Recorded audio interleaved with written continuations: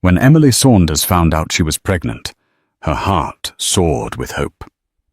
She imagined her husband, the wealthy and charismatic Marcus Saunders, holding their child for the very first time, tears of joy glistening in his eyes.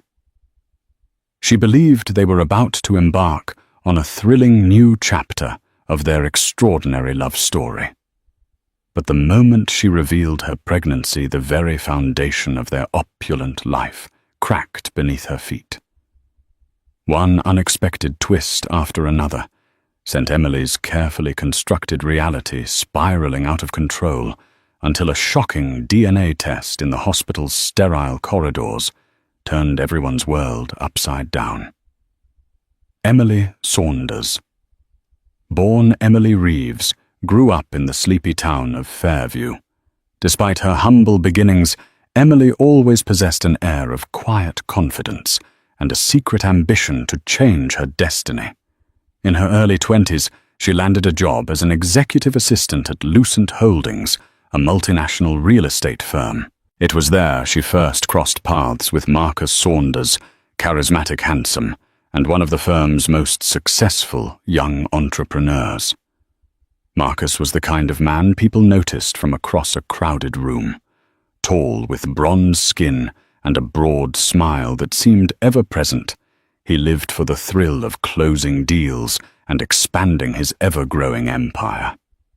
Rumor had it that Marcus came from old money. His father, Graham Saunders, once served on the board of a legendary bank in London, giving Marcus powerful connections from an early age.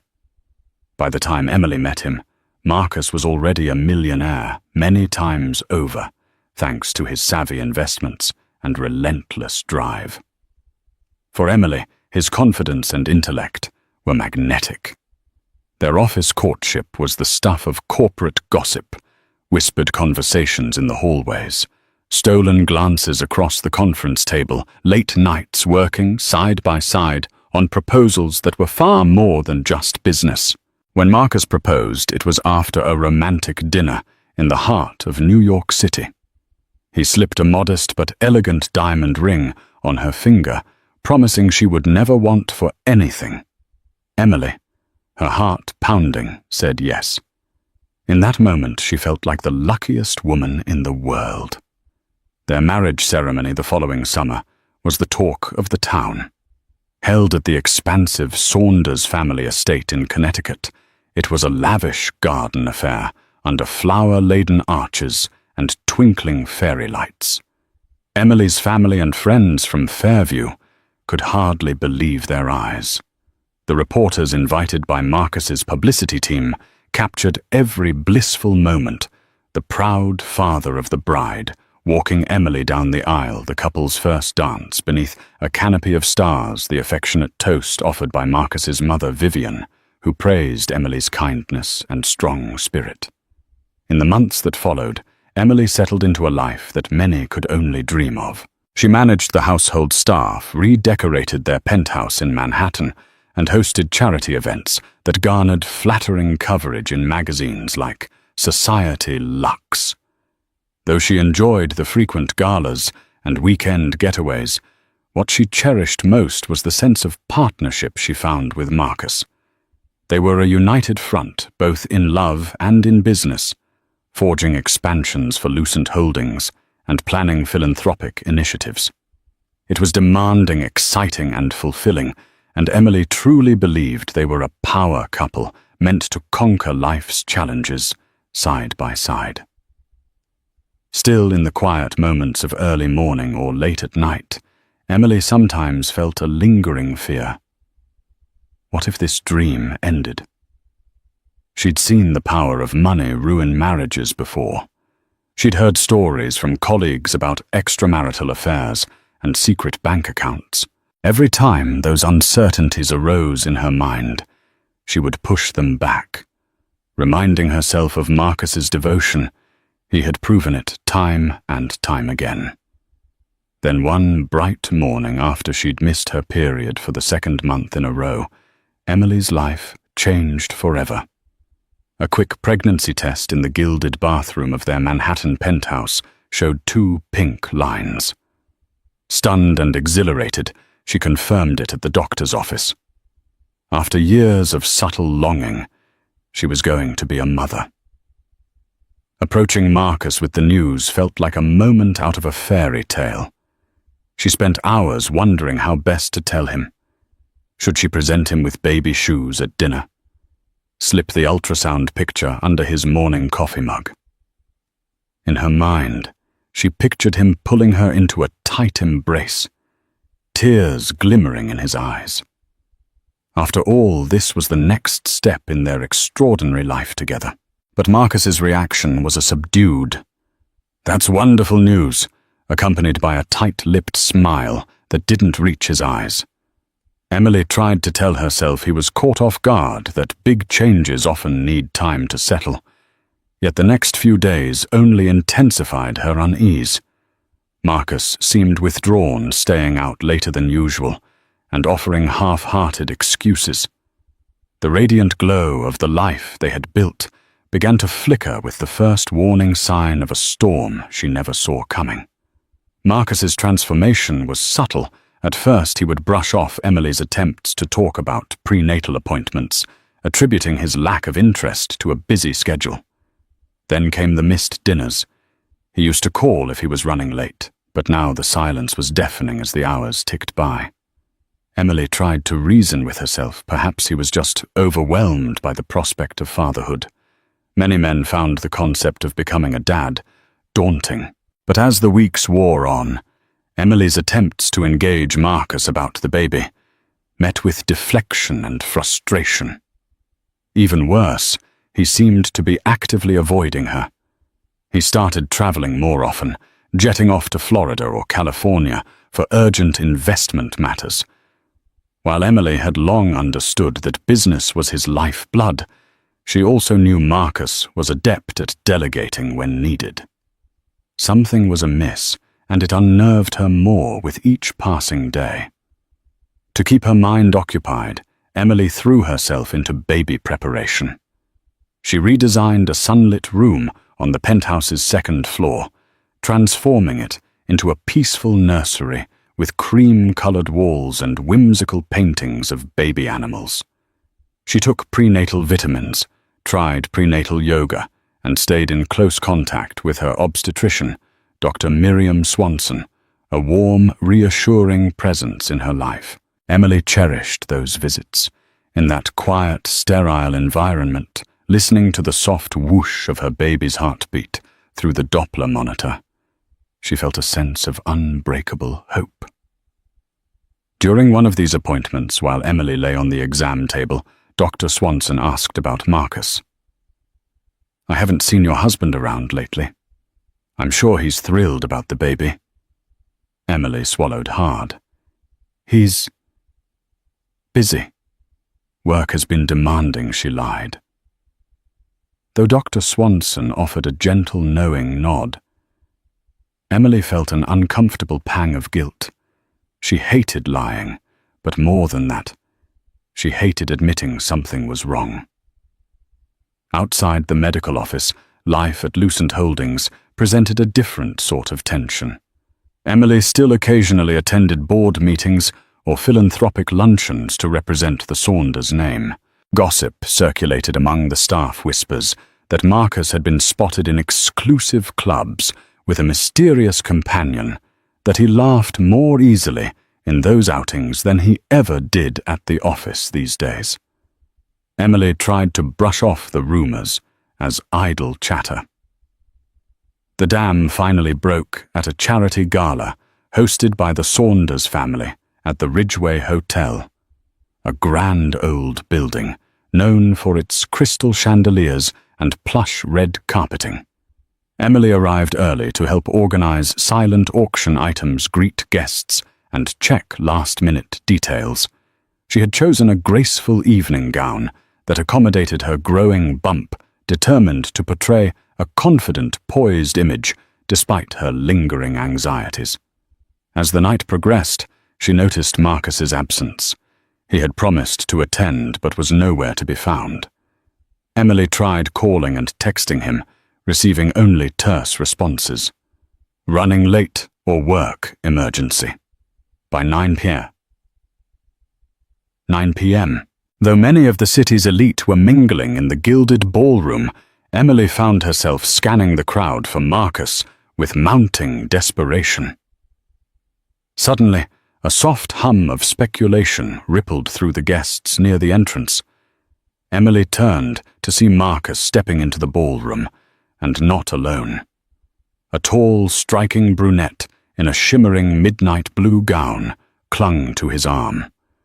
They laughed softly, oblivious to the stares they were receiving.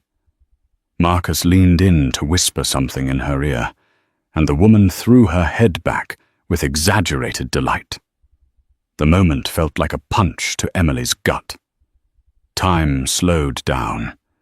She could see acquaintances and colleagues casting furtive glances at her pity etched in their eyes.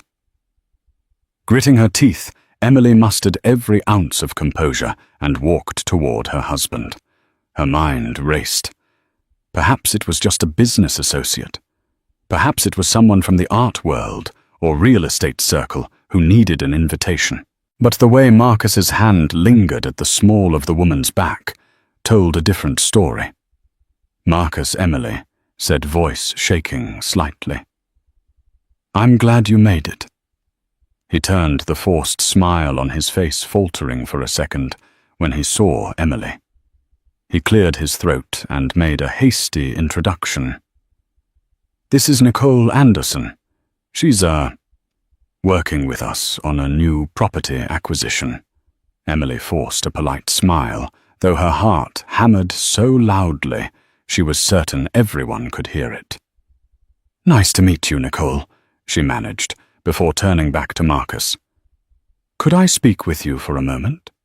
Nicole graciously stepped aside, sensing the tension.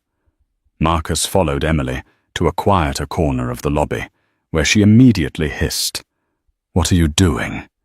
And why would you bring her here?" His eyes flickered with annoyance. "She's an investor. We've been in talks for months. This gala is the perfect opportunity for networking." Despite her shock, Emily struggled to maintain composure. She nodded stiffly. "Fine, but you might have warned me." Marcus gave a dismissive shrug. "I'm sorry if you felt blindsided. It's been a chaotic week." They returned to the ballroom, Emily's pulse still racing. The rest of the evening was a blur as Emily plastered a brittle smile across her face, ignoring the sympathy in the eyes of her friends and acquaintances. Nicole Anderson stayed close to Marcus's side, her perfectly arched eyebrows and icy confidence only exacerbating the swirling suspicion in Emily's mind. The following day, Emily confronted Marcus in the penthouse living room. The sunlight streaming through the floor-to-ceiling windows illuminated the tension between them. She couldn't tolerate the secrecy and emotional distance any longer. "Enough is enough," she began, voice trembling. "I need you to tell me what's really going on, Marcus." He looked up from his phone, brows furrowed. "What do you mean? You were glued to that woman's side all night. You've been acting strange since we found out about the baby. I can't live in the dark anymore." Marcus let out a heavy sigh. "Emily, you need to trust me on this. I'm under a lot of pressure. Nicole is an important part of a major deal I've been working on. I can't afford to lose her support." "That doesn't explain your behavior. You're pushing me away. You barely come home at a decent hour. You don't even want to talk about the baby." He ran a hand through his hair, looking a mix of frustrated and defensive. "It's complicated. We're both busy. Stop making it sound like I'm entirely at fault here." Emily felt tears prick at her eyes. She wanted to scream at him that no business deal should overshadow their marriage and unborn child. But she also didn't want to push him further away. So she took a deep breath and said, "Then help me understand. I want to be on your side." Marcus set his phone down, exhaling slowly. Look, Nicole and I. We've grown close. She's had ideas, insights, and connections that are invaluable. That's all I can say. It wasn't the outright confession of an affair, but it was enough to shatter Emily's illusions. That single statement, "we've grown close," hung in the air like a poisonous vapor. In her heart, she knew there was more, but it seemed Marcus wasn't willing to offer clarity. The conversation ended with Marcus storming off to his home office, leaving Emily trembling in a flood of heartbreak and dread. Over the next few weeks, the emotional distance only widened. Emily, determined to uncover the truth, decided to confide in an unlikely ally, her best friend from Fairview, Sarah Macmillan. Sarah was a journalist for a local newspaper, known for her relentless pursuit of facts. Though she loved Emily, like a sister, Sarah had always been wary of Marcus, suspecting that his business dealings and public persona were too slick to be entirely genuine. When Emily poured out her worries during a tearful phone call, Sarah didn't hesitate. If you want to know more about Nicole Anderson, I can try to dig around. At least we'll see if she's really an investor or something more complicated." Emily agreed, though the thought of what she might learn terrified her. Late nights found her pacing the penthouse, imagining Marcus and Nicole together in exclusive clubs or at luxurious resorts, her heart aching with every step. Sarah's investigative instincts paid off. Within a week, she sent Emily a folder of collected information on Nicole Anderson. She was indeed a wealthy investor from Los Angeles, rumored to have friendly relationships with powerful men. A few photos surfaced online, grainy images of Nicole exiting expensive restaurants with older, wealthy businessmen. The pictures had no context, but the pattern raised suspicion. As Emily sifted through the material, her eyes landed on a candid shot taken outside a five-star hotel in Miami. Nicole's head was tilted up toward a man who seemed suspiciously like Marcus. Though his face was partially obscured by a baseball cap, Emily recognized the posture and faint curve of his jaw. In the photograph, Nicole had her hand pressed intimately against his chest. Emily's stomach churned. It was real. Her worst fears validated. In that moment, despair gave way to fury. She confronted Marcus with the photograph later that night. "You lied to me," she said, voice trembling with anger. "This is you and Nicole at the Mayfair in Miami. You told me you were there for a conference, but this looks like a date." Marcus's face hardened.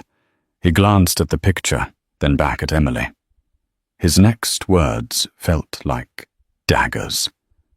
"So what if it was? My life is my own. I'm tired of feeling smothered, Emily.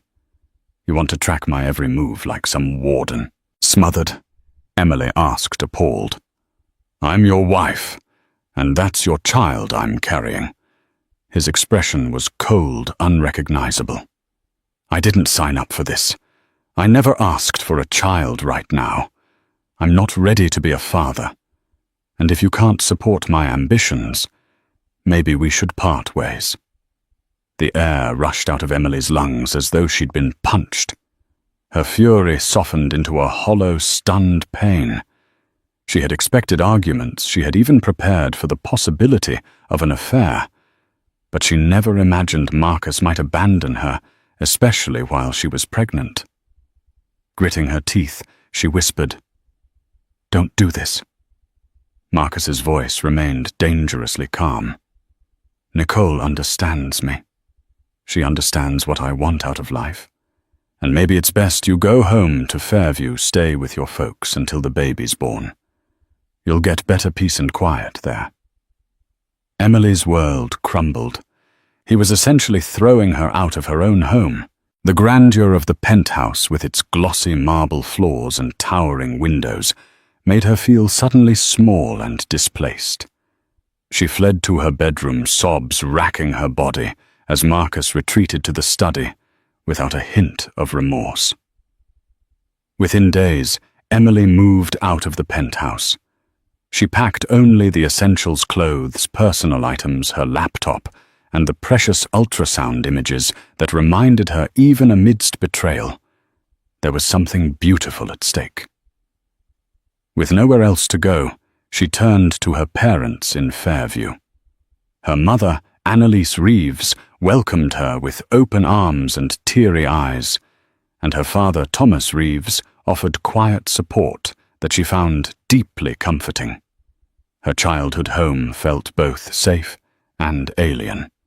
While her old bedroom brought back warm memories of teenage years, it also underscored how far she had come and how abruptly she'd been forced to return. Emily tried to mask her heartbreak for her parents' sake, but her mother's worried glances were near constant reminders that the stress she carried could harm her pregnancy.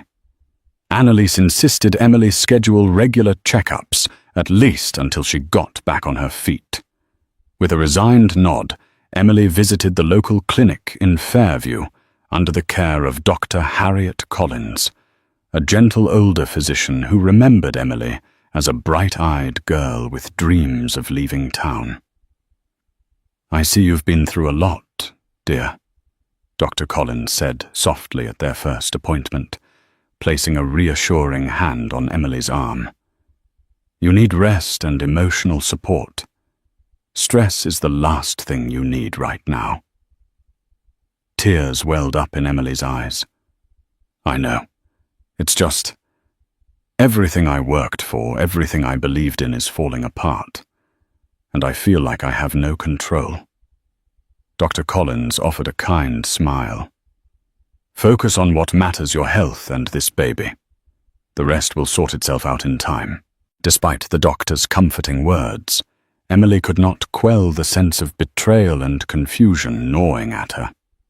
The child was Marcus's, and she believed that wholeheartedly. They had tried casually for a baby months earlier, so it wasn't entirely unexpected. But the way Marcus responded, indifferent, even resentful, clashed with the man she thought she knew. One evening, about a month after she returned to Fairview, she received a surprising phone call from Marcus's mother, Vivian Saunders. Vivian had always been cordial, if somewhat distant. Emily recalled Vivian's words on her wedding day. "Welcome to the family, dear. We expect great things from you and Marcus." She wondered if the older woman's desire for great things factored into Marcus's ruthless pursuit of success. "My dear Emily," Vivian said, her refined accent unwavering. "I just heard from a friend that you've moved back to Fairview. Is everything all right?" Emily, exhausted from crying earlier in the day, chose her words carefully. "Marcus and I are having problems, Mrs. Saunders. He wants me out of the penthouse, and so I came here." A delicate pause, then I see. "And how far along are you now?" 17 weeks, Emily answered, her hand unconsciously drifting to her still small belly. "You must take care of yourself for the baby's sake." Vivian's voice turned stern. "Marcus can be impetuous. His father was the same way. Perhaps he's just confused or misguided." Emily doubted that, but she merely said, "I hope so." There was another long silence, as though Vivian was weighing her words. "Listen, Emily. The Saunders family does not abandon its own. I'd like to meet with you. I'm currently in Fairview handling some personal matters. Would you join me for tea at the Rosewood Inn tomorrow?" Despite her reservations, Emily agreed. She craved any reassurance about Marcus's capacity to change his mind. She also suspected Vivian might be her best shot at bridging the chasm that had opened between them. The next afternoon, Emily arrived at the Rosewood Inn, a quaint Victorian-style cafe, with lace curtains and porcelain teacups. Vivian sat at a corner table, dressed elegantly in a tailored navy suit, her pearl earrings gleaming in the soft light. Her grey hair was swept back into a neat chignon, and her expression revealed little emotion. Yet as Emily approached, Vivian's features softened. "You look well, considering the circumstances," she began, gesturing for Emily to sit. They exchanged pleasantries, ordered tea and small sandwiches. Emily stiffened when Vivian finally got to the point. Marcus mentioned a possibility, that the child might not be his. Emily froze, her heartbeat hammering in her ears. What she managed shock coursing through her. "That's absurd. Marcus and I were together. I've never been unfaithful." Vivian's gaze dropped. "I believe you, dear." But he apparently told Nicole otherwise. He claimed that your marriage was strained, that you had, well, men on the side, if you'll forgive my bluntness. Emily's hands shook, anger and betrayal flooding her senses. "I can't believe this," she whispered, tears brimming in her eyes. "He's lying, trying to justify throwing me out." Vivian patted Emily's hand. "I'm inclined to agree, but Marcus has always been headstrong. He's so deep in this relationship with Nicole that he needs an excuse not to face what he's done. It's easier for him to blame you. But rest assured, I've told him he's making a mistake." Emily's breath caught in her throat. She was grateful for Vivian's support, but the weight of Marcus's accusations threatened to break her spirit. She had never imagined such betrayal, that her own husband would cast doubt on her fidelity to cover up his affair. Vivian leaned forward, lowering her voice. "You'll need to protect yourself, Emily. If he continues like this, he may push for a paternity test.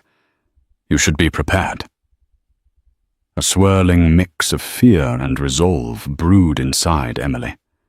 Let him test, she thought defiantly. He'll see the truth.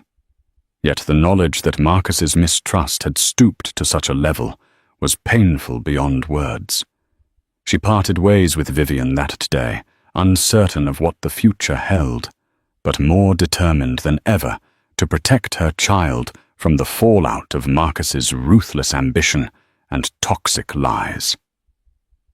Despite the heartbreak, Emily made the best of her time in Fairview. She helped her mother with household chores, took gentle walks around the neighborhood to stay active, and found solace in reading pregnancy books. Slowly, she rebuilt a sense of stability. Her baby's growing presence was her one constant source of hope. Late one afternoon, as she returned from a prenatal appointment with Dr. Collins, she found her father pacing the living room, a worried expression etched on his face. "Emily," he said softly, "there's a letter for you." He handed her a crisp white envelope bearing the embossed logo of a prominent New York law firm. Her stomach dropped. She opened it with trembling fingers and read the short, impersonal lines. Marcus Saunders had initiated divorce proceedings. The letter also requested a paternity test to confirm that the child was indeed his. Emily's eyes welled with tears. There it was, in black and white, the final blow to their marriage and his brazen challenge to her honor. An outraged Thomas Reeves took the letter, scanned it, and shook his head. "My little girl, you don't have to face this alone," he said, voice cracking with suppressed fury. "We'll get a good lawyer." But inside, Emily felt numb. She had dreaded this moment, yet now that it was here, she experienced a hollow kind of resignation. "I'll do the paternity test," she said quietly. "He can't deny responsibility once the truth is out." And so, with her parents' unwavering support, she contacted a reputable lawyer named Denise Caldwell, a fair but fiercely intelligent woman with a track record of defending the rights of the vulnerable. Denise recommended a specialized clinic where the prenatal paternity test could be done through a non-invasive procedure analyzing fetal DNA in Emily's bloodstream alongside a swab from Marcus. Reaching Marcus proved difficult. Calls and messages went unanswered, as though he were deliberately avoiding contact. Only when Denise threatened legal action did he finally respond, his tone icy. "Fine," he snapped over a terse phone call.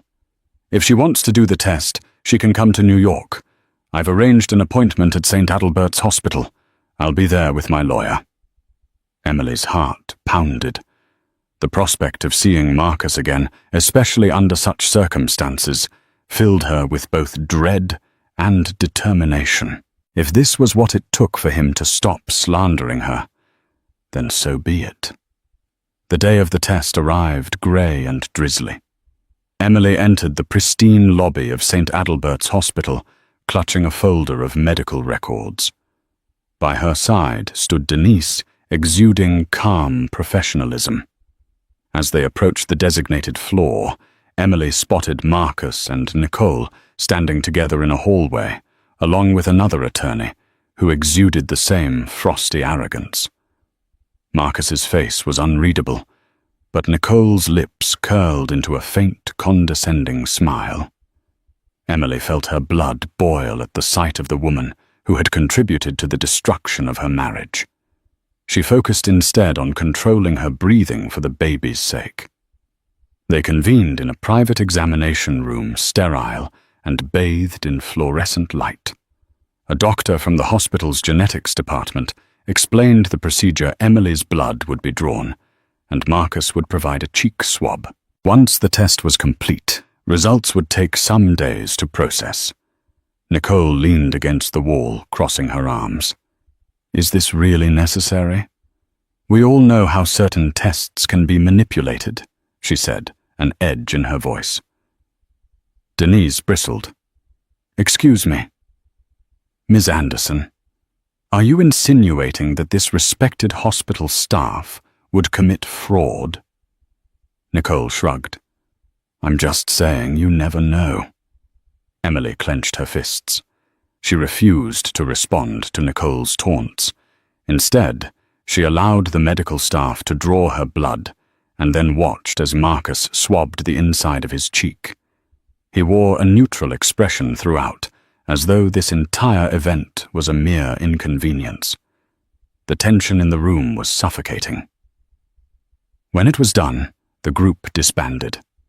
Marcus left without so much as a goodbye, Nicole trailing him closely. Emily felt a confusing mixture of sadness and relief. She hoped that once the test results proved that this child was his, perhaps he would at least cease his legal assault on her. But a deeper part of her knew that Marcus's betrayal went far beyond doubt of paternity. As the days stretched on while they awaited the DNA test results, Emily fought an internal battle. She oscillated between wanting Marcus to repent and longing to never see him again. Each day she found some measure of strength in the steady support of her parents, the listening ear of her best friend Sarah, and the fluttering movements of her baby, a reminder that new life was taking shape amidst all the turmoil. Then late on a Tuesday afternoon, Emily's phone rang. The number displayed belonged to the hospital. She hesitated, steeling herself before answering. "Ms. Saunders," an official-sounding voice said. "We have your paternity test results. Could you come in tomorrow at 9 in the morning to review them in person?" Emily agreed, her heart hammering. She alerted Denise, who insisted on joining her. After an anxious, sleepless night, Emily woke early and made the drive back to St. Adalbert's. She tried to calm her swirling mind. This was a standard procedure. She had nothing to hide. And once the truth was out, perhaps the divorce proceedings could be navigated more fairly. When she arrived at the genetics department waiting room, she saw Marcus and Nicole already seated. Marcus looked every inch the poised businessman, hair immaculately styled, dressed in a tailored suit. Nicole, her expression smug, wore a designer outfit that seemed more suited to a cocktail party than a hospital visit. Emily swallowed her bitterness and sat down with Denise. A few minutes later, a solemn-faced genetic counselor, Dr. Mark Rosenberg, emerged and beckoned them into a private consultation room. They sat around a small table, nerves on edge.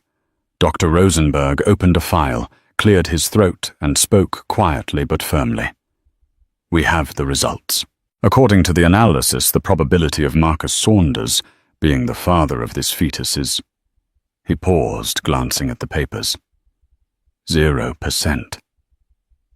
Silence blanketed the room. Emily's brain struggled to process the statement. 0%. That was impossible. She felt her cheeks flush, her heart pounding in her ears. Nicole's eyes widened momentarily. Then she let out a slight, triumphant exhale. Marcus stiffened his expression, transitioning from surprise to something akin to vindication. Denise immediately leaned forward. "There must be a mistake," she said. "Emily has always maintained that Marcus is the father." Dr. Rosenberg tapped his pen on the table, looking uneasy. "I rechecked the data myself. According to this test, Mr. Saunders cannot be the biological father of Miss Saunders's unborn child." Marcus turned to Emily, a cold, victorious glint in his eyes. "I knew it," he said, voice shaking with anger he barely contained. "All this time, you were lying." Emily felt tears threaten to spill, confusion warring with indignation. "That can't be right," she cried. There must be an error." Nicole smirked. "Somebody's been busy," she said with false sympathy. Denise immediately began demanding details about chain of custody, lab protocol, potential mix-ups. Dr. Rosenberg maintained that the lab followed strict procedures, but offered to run a second test if needed. Emily felt the room spin. She had nothing to hide. She had never been unfaithful. How could science lie? She spoke up, voice trembling. "I want another test. Something is wrong here. I've never been with anyone but Marcus." Marcus stood, staring down at Emily, with an expression of contempt so fierce it bordered on hatred. "Save it. I'm done. We'll see the divorce through. No settlement, no money. As far as I'm concerned, you played me for a fool." He stalked from the room. Nicole cast Emily a last pitying glance before following the click of her heels echoing in the hallway. Emily's world, already shattered, seemed to collapse further. Even Denise was at a loss for words, though she tried to console Emily, insisting that lab errors, though rare, do happen. Yet the official nature of the test results, with a big, bold "excluded" typed beside Marcus's name, felt devastatingly final. The weeks that followed the disastrous paternity test were some of the darkest in Emily's life. The emotional bruises ran deeper than the betrayal itself.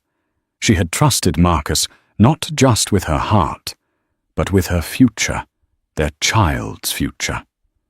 And yet he had turned that trust into a weapon, wielding it to justify abandoning her and trying to erase his responsibility from her life entirely. Her return to Fairview had been quiet, somber. Friends from her childhood offered well-meaning platitudes, but only her parents truly understood the depth of the devastation. Thomas sat with her for long hours, just holding her hand, while she stared blankly out the window. Annalise busied herself in the kitchen, baking and boiling tea, and trying to keep the house warm and full of comfort. But no amount of cinnamon cookies or soft quilts could dull the ache Emily carried. The paternity test had said Marcus wasn't the father. But Emily knew that was a lie. And as her body changed, her belly swelling her ankles, aching her back, tightening, she was reminded every hour of the life growing inside her. A life conceived in what she believed was love. She refused to let that love be rewritten into shame. Sarah, ever the fighter, was the only one unwilling to accept the test results at face value. She had sensed something rotten from the beginning. It wasn't just about Marcus's betrayal, it was about the unlikelihood of such a perfectly timed test result delivered from a hospital conveniently funded by a mysterious private donor. "This smells like damage control," Sarah muttered one afternoon. Her laptop open, fingers tapping in furious rhythm. Like someone wanted to erase your child from Marcus's life, clean and simple. Emily lifted her tired eyes from her cup of tea. "Even if it was tampered with, what can we do? It's his word against mine. And I already look like the desperate ex." Sarah looked up sharply. "No. You look like a woman who was lied to, manipulated, and then publicly humiliated. That makes you dangerous to them." So they made sure the story went their way. It was that determination that led to Sarah's next breakthrough. She found the name Raymond Clark buried in a newsletter from St. Adalbert's internal HR board technician, terminated for breach of lab protocol. Fired 2 weeks after Emily's DNA test. Curious timing. With Denise Caldwell's help, they tracked him down. Raymond Clark lived in a low-income apartment in a sketchy part of Brooklyn. When they reached out, he initially refused to speak. "It's not safe," he'd said, his voice trembling on the phone. "I shouldn't even be talking to you." But guilt had a way of loosening tongues. 3 days later, he agreed to meet. Emily. Sarah and Denise waited in the corner booth of a run-down diner, where the neon sign buzzed with fatigue and the coffee tasted like burnt tar. When Raymond arrived, he looked like he hadn't slept in days. Gaunt hunched his eyes, darting around as though someone was following him. "I don't have much time," he said, sliding a manila envelope across the table. "These are chain of custody logs. From your test." They were altered. Denise opened the folder slowly. The documents inside were damning discrepancies in sample handling, overlapping timestamps, missing initials where there should have been confirmation of procedure. But the smoking gun was a copied internal email. A lab supervisor had approved a manual override on the analysis, something that should never happen in paternity testing. "I saw your name on the original forms," Raymond continued. "But someone switched the samples. I didn't know why, until I saw the donation come through. 100 grand anonymously. But I knew the name on the bank paperwork, Marcus Saunders." Emily felt her stomach churn. Her hands tightened into fists beneath the table. "He paid them to fake it," she whispered. "He wanted the test to say he wasn't the father." Raymond nodded. "I was told to stay quiet. When I refused, they pushed me out. But I kept copies of everything. I couldn't let it slide." Denise exhaled slowly. "With this, we can prove the first test was fraudulent. The hospital will have no choice but to respond." And they did. Within a week of being served notice of pending legal action, St. Adalbert's Hospital issued a public statement. A procedural error had resulted in a misidentified paternity result. Multiple staff had been placed on leave. Raymond's claims were under investigation. The media caught wind fast. The story exploded across headlines. DNA disaster millionaire's lab mix-up blamed for paternity lie. She said he was the father. Turns out she was right. Marcus Saunders's mistress linked to hospital. Scandal photos of Marcus and Nicole appeared side by side with grainy screenshots of the forged documents. Comment sections lit up with outrage, disbelief, and sympathy for Emily. Public sentiment turned swiftly against Marcus. His reputation, once pristine, now lay in shambles. Lucent Holdings froze his assets and demanded an internal review of all contracts he'd handled in the last 2 years. Marcus was forced to take an indefinite leave. Meanwhile, Nicole Anderson disappeared from the public eye entirely. Rumors swirled she had left the country, checked into a wellness retreat in Switzerland, or had quietly cut ties to avoid being subpoenaed. Then, just as Emily began to feel like her life was stabilizing again, there came the knock. It was Marcus. He stood on her parents' porch, soaked from a spring storm, holding nothing but his car keys and an expression she didn't recognize. Raw, broken, ashamed. Annalise opened the door and hesitated. "Emily, it's him." Emily came to the door slowly. "Why are you here?" Marcus looked like a shell of his former self. His eyes were bloodshot. His coat clung to him like a second skin heavy with rain. "I need to talk to you," he said quietly. She crossed her arms. "Say what you need to say." "I didn't know he began. I didn't know Nicole did it. I didn't authorize the switch. I didn't stop her either. That makes me just as guilty. I let her tell me what I wanted to hear. I let her turn me against you." Emily said nothing, watching him with cold, tired eyes. Marcus took a shaking breath. When the second test came out, and when the hospital admitted the mistake, I felt like the floor opened under me. You were right all along, and I didn't believe you. "No, you didn't," Emily said, her voice sharp. "You wanted out. You wanted an excuse, and Nicole handed it to you." He dropped his gaze. "I know I don't deserve forgiveness. I know I probably ruined any chance at being in your life. But I want to be a father. I want to do right by our child. If you'll let me, I'll be there. I'll support you. Not just with money, with presence, with responsibility." Emily took a long breath. Part of her wanted to scream at him, slam the door in his face, make him feel every ounce of hurt he'd inflicted. But another part, perhaps the mother in her, knew she needed to think beyond revenge. "You can be involved," she said, "but not because I trust you, because our child deserves to know their father. You'll go through the lawyers. There will be boundaries, clear ones, and if you cross them again, I won't hesitate to cut you out." Marcus nodded. "I understand."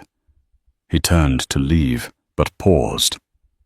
"Thank you for giving me even that much."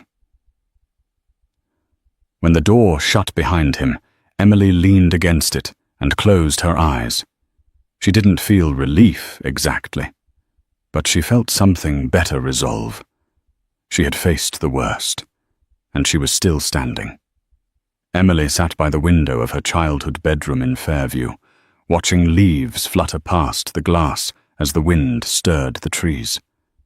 The world outside was quiet, almost peaceful in stark contrast to the whirlwind that had engulfed her life in recent months. Inside her heart, a storm still raged, a mixture of betrayal, humiliation, heartbreak, and the quiet resolve that only a mother-to-be can summon when protecting her child. The paternity test from St. Adalbert's Hospital had rocked her to her core. For days she replayed the moment in her mind, Dr. Rosenberg's words, Marcus's cruel expression of vindication, Nicole's smug satisfaction. But the most agonizing part was the disbelief reflected in everyone's eyes. How could Marcus believe for a second that she had been unfaithful? How could he doubt her so completely? Her father, Thomas, had tried to comfort her. Her mother, Annalise, made tea and stroked her hair while she sobbed.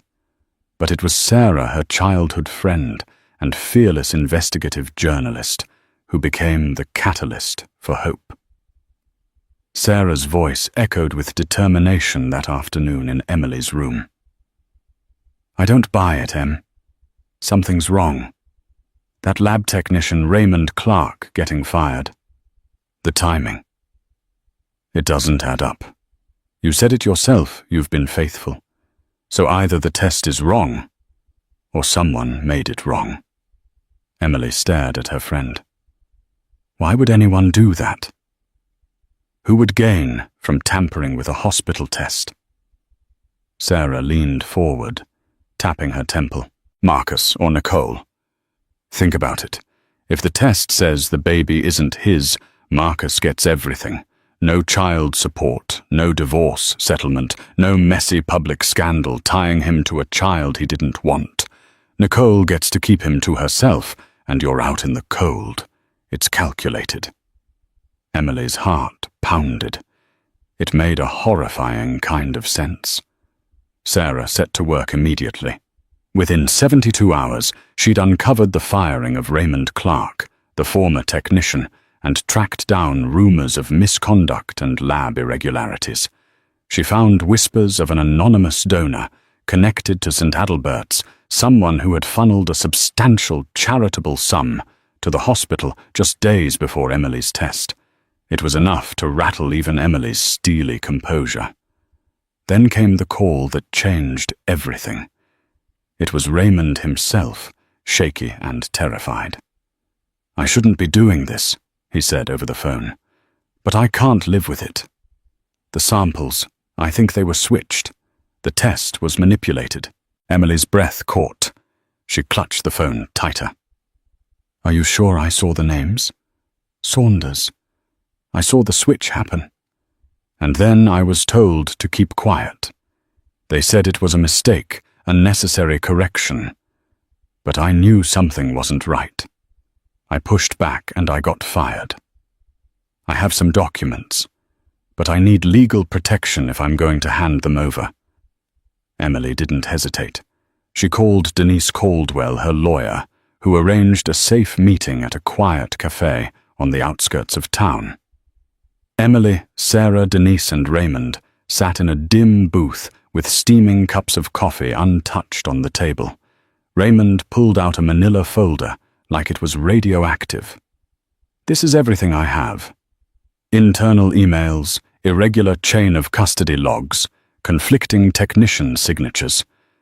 Your samples were marked, altered, swapped." Denise's brows furrowed as she flipped through the evidence.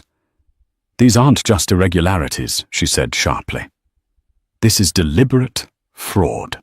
Emily's eyes burned with tears. But this time they weren't from helplessness.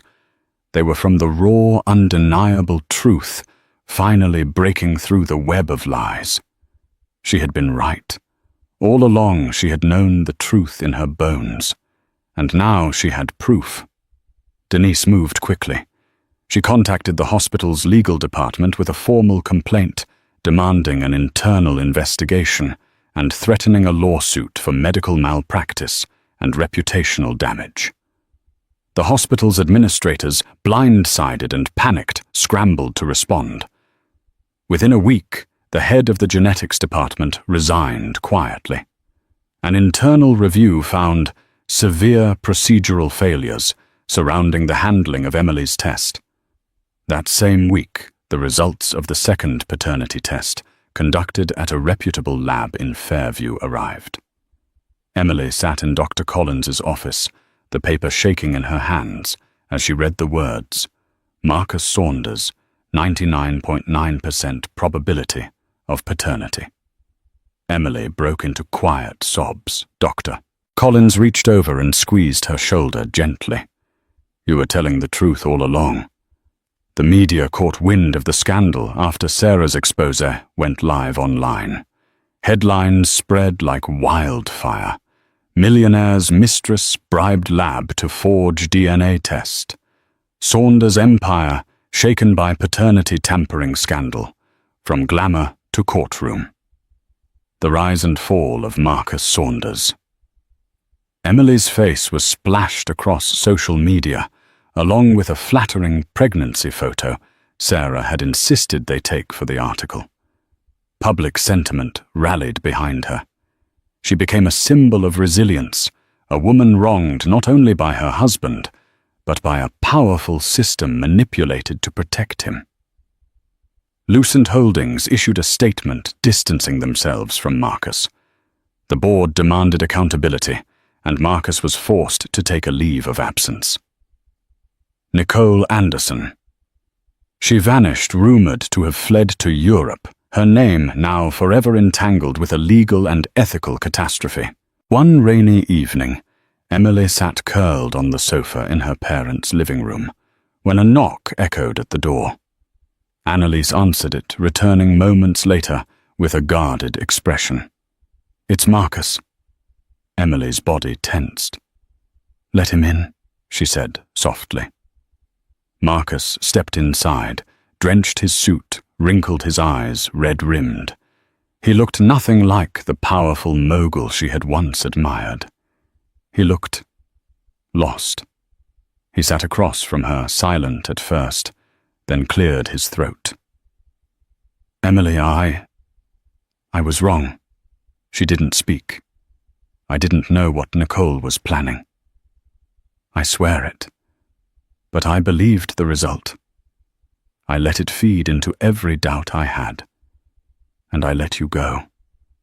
I let you suffer. Emily's voice was quiet but steady. You didn't just let me suffer. You wanted to believe the worst about me. You chose the easy way out. Marcus looked down. I've lost everything. My job, my reputation. Nicole left me. He paused. I don't deserve forgiveness. But I want to try to be there for the baby, even if you never let me near you again. Emily's throat tightened. She placed a hand protectively over her belly. That's not something you earn with an apology, Marcus. It takes showing up. It takes putting someone else before yourself. Can you even do that? He nodded solemnly. I want to. I'll do anything. I'll pay support. I'll sign whatever you want. She stood. We'll go through the lawyers. I'll allow you into the child's life if you prove you're serious. But as for us, I don't think I can ever go back. Marcus wiped his eyes. I understand. He left quietly, and the door clicked shut behind him.